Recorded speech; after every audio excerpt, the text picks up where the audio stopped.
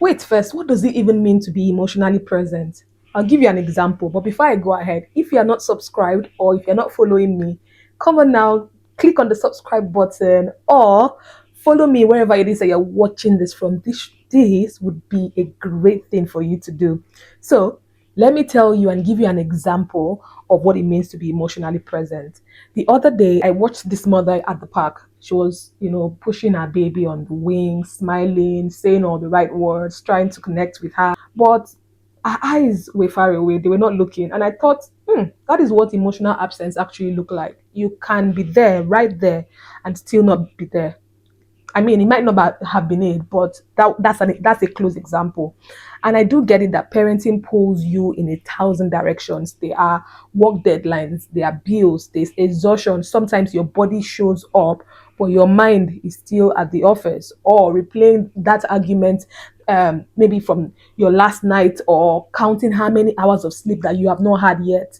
Those are the kind of thoughts that you have because you are a human being now. Because you're a parent does not mean that you are a human being. My lovely parents, I always have your back. But children do not just need our presence; they actually need our emotional availability.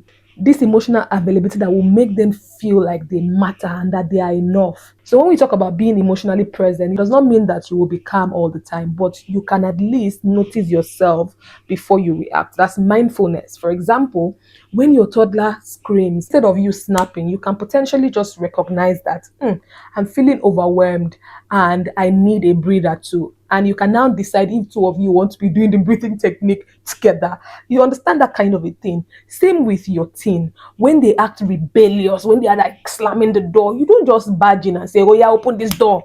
Are you okay?" Then burn you well. You give it time. Knock later. Label their feeling and let them know that you'll be waiting for them when they are ready. This might be in contrary to what we know as parents, but emotional presence is built in small, ordinary moments. Eye contact, a soft tone, sitting together without fixing anything, just sitting together. It is even the 30 seconds hug. If your child loves hug, please hug them. And also, even that need to own up to your own mistake and say, "Oh, I was harsh. Sorry. I'm so sorry." My bestie parents, when you don't do it like that, let me tell you something. It may seem like you have lost your power and control, but you are teaching your child that love does not disappear when things get hard. That is what you're teaching your child. But it is not as easy as I am saying to be emotionally present when you are running on empty. I tell parents all the time your child does not need a perfect parent.